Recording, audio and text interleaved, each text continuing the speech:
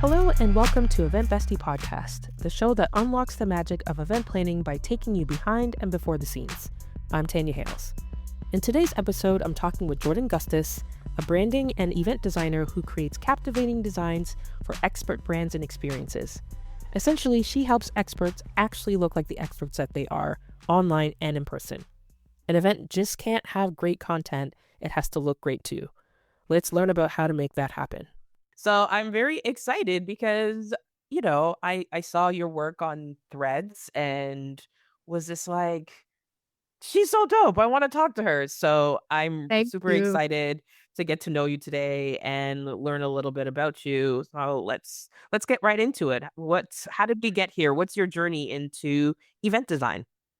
Yeah, so it's kind of a long one, but I'll spare you all of the details. So I kind of got started with design pretty early on in life overall. Like I used to design like invitations and like banners and stuff like that. And then also in high school, I was a photographer. Mm, So I used to photograph like parties and different celebrations and things of that nature. When I went to college, I went with the mission to work in magazines, so in the magazine industry. But of course, as you know, the magazine industry is dying, to in its own way. I yeah. think it's still there, but just not what it used to be. So, you know how your parents are always like, "You're gonna be a broke, starving artist." Well, some people's parents. And so they're like, "You need to find something else to do," and all this stuff, but I didn't want to. I was a, biology major for literally, I think, 2 weeks. I was gonna be an anesthesiologist because that was my other quote unquote "dream." Mm, And I went in those classes and I was like, "Child, I do not wanna do this. I want to be a designer." So, I changed back to design and, I have a degree in visual communication and marketing, which is okay. essentially design and and journalism put together. Okay. Nice. But I just had a big passion for helping Black women, helping shape the images of Black women in the media. I think a lot of times, we see different things with reality TV or back then in the magazines, that we Mm, weren't represented well. So my senior year of college, I started designing for some of my friends. And it just kind of happened from there. I became a graphic designer. My business kind of blossomed overnight, but event design is newer. So I was working with one of my clients, have been for a long time. She wanted to host a conference. She was like, "I think you can do it. Like, let's do it. Let's see." mm, But there, it just kind of birthed this whole thing. Being able to see my designs actualized in real life. Being able also to be a part of an immersive learning experience, really being able to provide designs that kind of coincide with the overall mission and transformation that the women that I work with are trying to provide.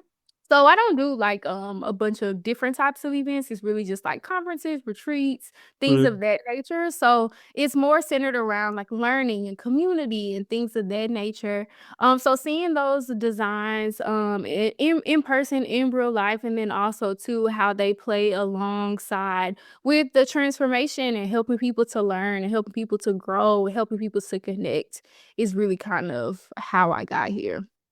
I love that so much, and I love that you now have a 3D way of seeing your work, whereas if you had landed where you wanted to land, sure, it would have been great to see it in magazines, etcetera, but, you might not necessarily have had the same immersion into your art and your work, so I love that. So was that event was the catalyst for you, I guess, it Mhm. was your I made it moment and, "Oh, I could do this legitimately for real." So that's when you decided the pivot into event design?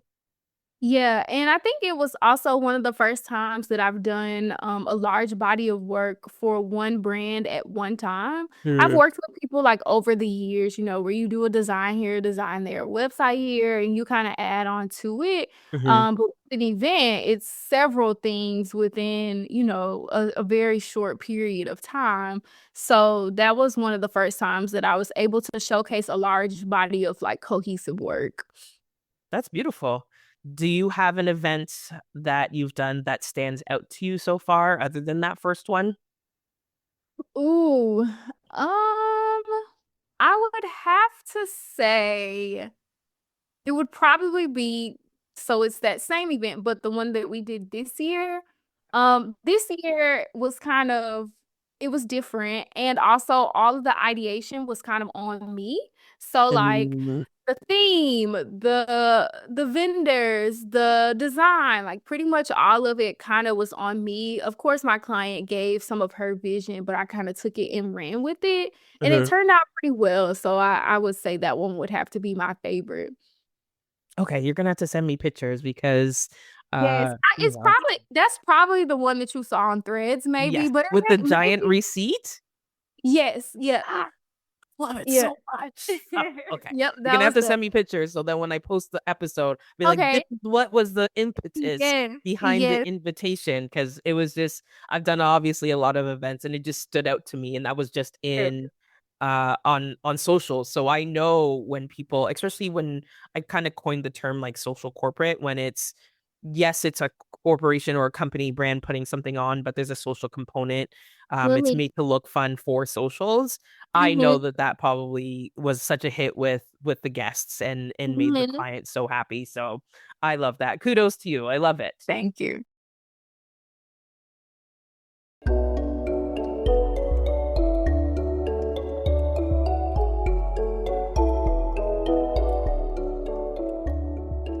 So okay, so we covered the past. So let's get to Act Two, which is all about the present and in terms of okay, now I'm a person. I've seen your work. You know, what is the number one question that people ask you in regards to event design? Yeah, so most people I think are concerned about two things. One, the cost. And two, it's like I'm getting all these things designed, but where are they coming from? Like, Mm, how is all this stuff going to get to event? And a lot of times I work with women who are hosting conferences in different cities. So maybe they're a little bit further away from home, or maybe mm. even across the United States. So really like the logistics part of it. Okay. Yeah, that makes sense. And what are, would you say, your top three event client pet peeves? If you have current clients that are you're briefing with, you don't have to mention them. But just in terms of so far in your event design career, what are the things that you're just like, I really wish people would stop Yeah. asking or start Hmm. asking? No current beef, so that's good. I really haven't had a bad streak of clients, so kind of tough to pull out some things. What I would say is things to kind of like stay away from or whatever. Is I think one thing is that that like lack of vision, but also like over managing. It's like you Mm, don't really know what you want, but you know everything that you don't want or that you don't like. mhm, And luckily I haven't had to deal with that directly with event design, but I've seen it happen before, and it's kind of tough to manage because you're trying to figure out how to operate in your creativity and bring a vision to life, but also how to stay away from all the things that they hate. Um, Also too, I would say maybe people who do not they want to like nickel and dime on the actual like experience. So event design, when I do event design, part of it is just a banner or just like you could just mhm, say it's just this. Of course, it goes into the experience, mhm, but there's also things like swag bags and food and things of that nature that are really important to the overall experience for the guest. mhm, Sometimes we see people that put on these pretty events, but the guests are in there hungry, they mhm. are, they're bored or whatever the case may be, so like really skimping on the actual experience, really showing gratitude to people that travel to be there or that spent their money to be there or, spent more than they may have wanted to be there, whatever the case is, especially in the types of events that I do because they are learning and community focused, Mhm. it's really important to foster that community while they're Yes. there in person, especially because over the last few years with Zoom and all that stuff, I feel like real very out of touch. And sometimes it can be a little pricey, but doing some small gestures to show appreciation and also to make sure that you're a good host and that they feel welcomed and that they feel comfortable is really important. And I don't know if I have a third one. If I think of it, I'll say it. We'll circle back to use a Zoom term. I love your second point though. I think it's so key and something that is missing from the conversation about hosting events. You're a host. You wouldn't invite people to your house and not feed them and make sure that they're okay. You want a glass of water, where do you put your shoes and your jacket? Let me take your coat. You're hosting people. You are inviting people to come to an experience that you have created and curated. And while the event design and the balloon arch and all that stuff is cute and pretty, and yes, it elevates it and makes people feel like, okay, I'm walking into this thing and it's professionally presented and it's beautiful and I'm gonna have a good time and I'm ready and ripe for learning and networking. But if you've forgotten all the other things and you are so focused on the pretty and um not the primary parts, then you're missing it. I watch a lot of Great British Baking, and the chef is always this like style over substance, and that's when the cake looks pretty but it tastes terrible. And I feel like I'm just gonna steal that from him because there's a lot of events out there that it's really pretty, it's flashy, they've So spent a pretty. ton of money to make it look nice, and then people leave and they're like, I didn't learn anything. And for me as a planner, that was always my number one. I'm like, if people say that at an event that I planned, I didn't do my job well. I didn't prep the speakers on what to make sure that guests leave with, like a takeaway, like an app. I don't like three things. Make sure that people have opened their notebooks or their phones and said, I got to write that down. And if they leave feeling like they wrote enough down and they took enough notes, then they learned something and they got their money's worth. But, the swag bag and it's filled with things that they can't take home because they gotta check a bag and you have to think about so many other things. So my rant. I love your point number two. Uh what's one thing that event clients should know before they reach out to you? And maybe it goes back to your first point about like have a clear vision, but can you explain a little bit about like what when you say you want the clients to have a vision, what do you mean? Like is it the colors or Yeah. what does that entail? Yeah, definitely. So I think one thing that I would want people to know is that you have to be clear on the overall point of the event or the overall transformation that you want to occur at the event. So, point of the event can be just to build community.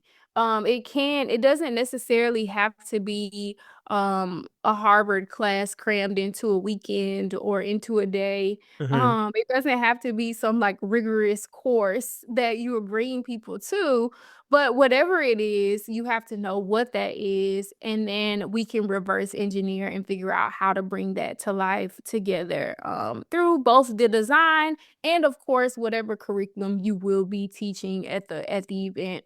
Hmm. I think also too, I think that you have to know what's important to your audience, what touch points are important to your audience, as well as what learning points are important. I think a lot of times, sometimes we put emphasis on things that just aren't important to our target audience, and so sometimes that makes it a little bit difficult to wow people or to host them well because we're focused on, like you said, trinkets and the swag bags, and they can't even take them home. They left them in the hotel room or whatever the case may be. So Hmm. I think those are like the top things that I would say. There's a few other things, but I think they're more like business or event dependent. But that's the main thing. That makes sense. What are some things that you don't do? Because I'm sure people come to you and have an expectation. It's event design. That means you do all the things. And I'm sure you do not because you're not Walmart. Yeah, definitely. So I think that people get event design kind of mixed up with like just overall planning and coordinating. So I'm not a planner or a coordinator. Okay. And although I am pretty hands-on and I do help a lot on the back end, that's not my wheelhouse. That's not my note. So I definitely would say that that's the biggest thing. So, the difference I would say in between what I'm doing and what like a planner would do and things of that nature. So, a planner is facilitating the overall event, right? So, that's location, that is number of attendees, that is any type of um vendors like DJs and things of that nature, food, Hmm. time schedules, any type of audio visual, all that type of stuff, the curtains and the drapes and the tables and chairs, Yes. all those things. And those are things that with event design, it's nice to be looped in on the conversation to see, like, oh yeah, those white chairs will go perfectly with this stage that I designed. Mm, right. But, that isn't necessarily my wheelhouse, so yeah, that's the main thing. So the design is literally anything that you would see that would be printed. So that's a workbook, that can be a tablecloth, that is a stage design, that is the banners, the photo ops, and anything that goes into the experience. Name tags, swag bags, things of that nature. Hmm. So I'm really not on the back end of the all the vendor talks and negotiations with the hotel or whatever that all that stuff is, Mm. it's really more focused on the overall look and experience and those touch points, and really connecting through those things. Yeah, that's really important. And I'm glad that you are very clear on that. I saw your face and you're like, I don't. And to be really clear, and this is what happens a lot with events, is there's always a lot of scope creep. And, people start, especially if they're not, you know, they're not, this is not their wheelhouse in their day to day. They don't have training. They don't do this on a regular basis. They may host an event annually, but that does not make you an event planner. That makes you an event host. Makes you a client. It makes you a lot of different things. And even I got that when I worked at an event catering company. My job was to feed people. And then all of a sudden, I'm making sure I got the schedule events for a wedding because and the thing is, there is going to be times, like you said, that you do integrate, right? If it's a wedding, I got to know when the ceremony's over so I can flip it from ceremony to reception. Obviously, like, because I got to set the tables because people got to eat at them. But, then when you start getting questions that have nothing to do with your life and your area of expertise. So I think it is super important. And I really love that you know what you do, know what you don't do, and are very clear on it. That's super key. Definitely, definitely. I feel like events, it's one of those things where everyone that's there, regardless of what their position is, they know that like, hey, we can't get this back. So sometimes things happen where you're like, okay, let me help out a little bit. But overall, no, no, no, that's not that is not my thing. Yes, 1000%.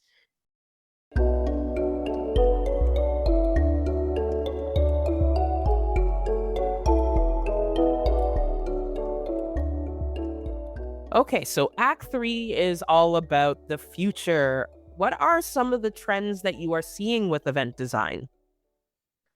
Yeah, so there's a couple of different things. One, seeing a lot of smaller scale events. So less people, a lot less people. People are trying to do things more intimate, especially like I said, in the learning and community space. They're wanting to kind of get to know more people, connect with more people.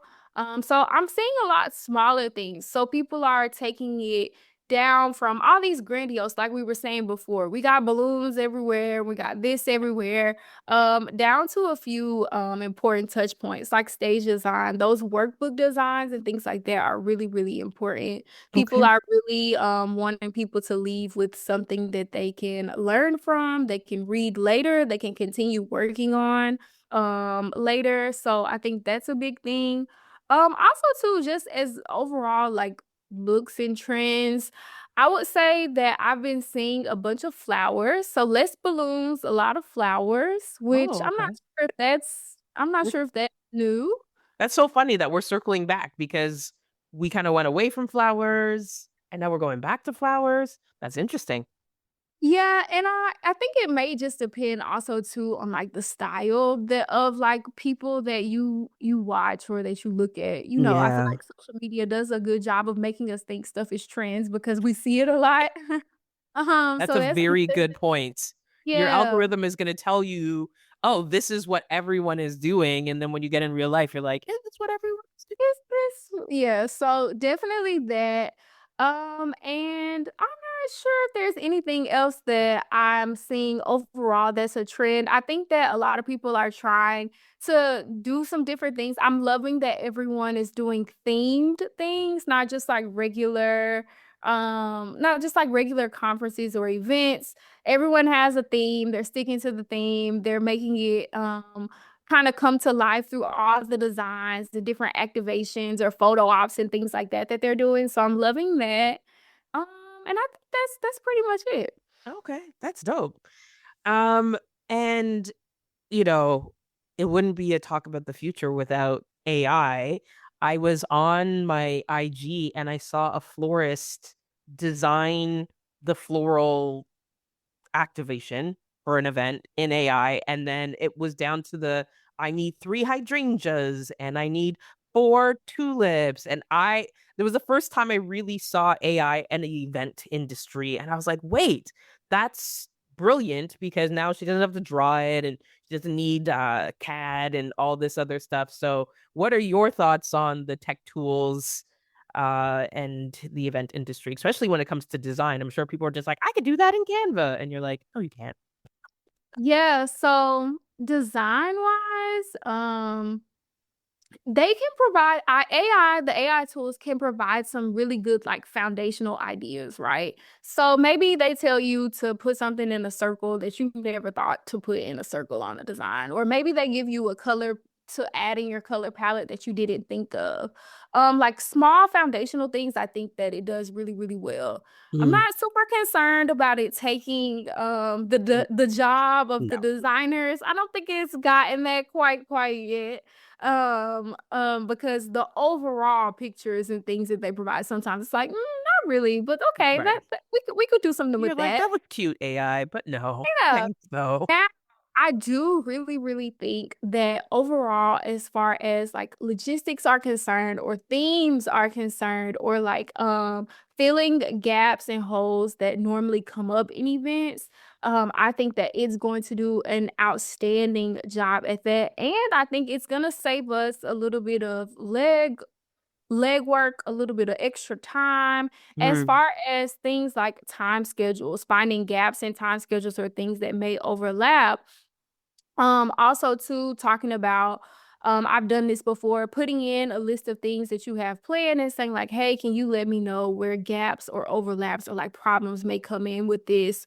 mm, Also too, putting in a theme and saying, "Hey, this is my theme. These are all of the things that I've thought of to, enhance the experience for the people that are attending. Is there anything that I'm missing, or is there anything that you can add?" mm, I also used it to like rewrite some of the things that I have written or included for event design clients. So a lot of times I have clients and they have a theme, they have some copy and things like that. But maybe I want to add a floor sign, or maybe I mm, want to add some bathroom decor, something like that. And they don't really have a lot of ideas.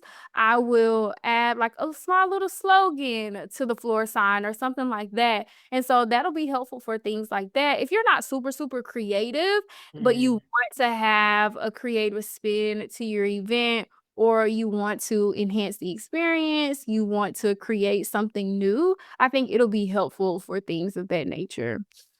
Yeah, that's smart. And especially like you said, not everyone has the same creative brain. I love copy. I love a good slogan. I love a good Me too. like a snappy thing. I'm like, "Oh, yes." That gets me going. So Yeah. that part's not hard for me. But it might be for some other folks. So I think, Same. definitely use it as they need to. Yeah, for my the last event that I did, it was like a floral theme, and so it was business is blooming instead Mm, of booming, and so I had all types of like flowery little sayings and bloom where you're planted and all that. And I was living living for it all the way through. I love a good theme and I love the ability to have puns. Like that would have been I would have Oh, loved that yeah. event because I would have Oh, been like, yeah. I was living for it. It was totally it was an event of dreams for "Ugh, sure. love it.